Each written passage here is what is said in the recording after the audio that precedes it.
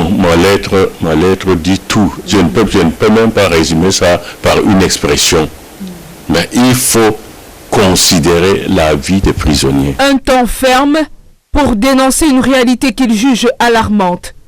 Dans une lettre pastorale rendue publique, l'archevêque métropolitain de Douala, Monseigneur Samuel Cléda, tire la sonnette d'alarme sur les conditions de détention dans les prisons camerounaises.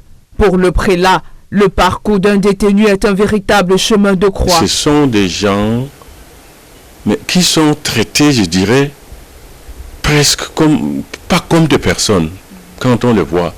Dans quelles conditions ils vivent. Ceux qui ont faim, ceux qui ont malade, ceux qui n'ont rien, ceux qui sont abandonnés à eux-mêmes, tous ces gens-là.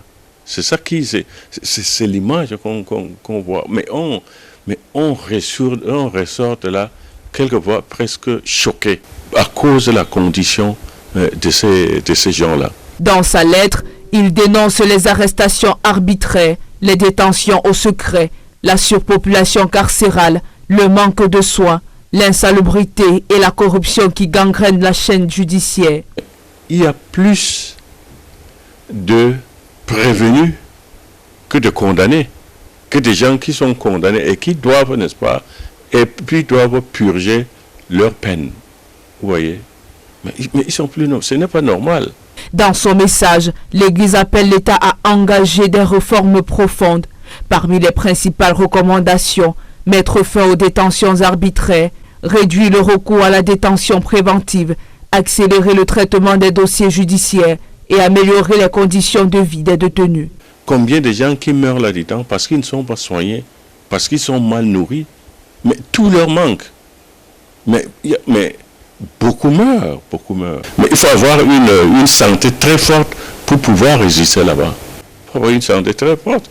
Et combien, mais on ne nous a jamais fait le pourcentage, combien de gens qui sont là et combien meurent. Il faut qu'on fasse le pourcentage. Selon Monseigneur Samuel Cléda, les prisons ne doivent pas être des lieux de souffrance, mais des espaces de réinsertion où la dignité humaine est respectée.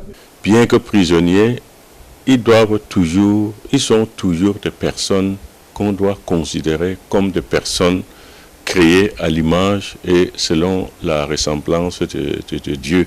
L'archevêque interpelle également les magistrats, les forces de l'ordre, les avocats, les familles, les médias et la société civile. Il les invite à prendre leur part de responsabilité pour garantir le respect des droits fondamentaux des personnes privées de liberté. Même s'ils sont des prisonniers, mais leur dignité doit être respectée. Un appel à la conversion des consciences, mais aussi à des actions concrètes afin que la prison redevienne un lieu de justice et d'espérance.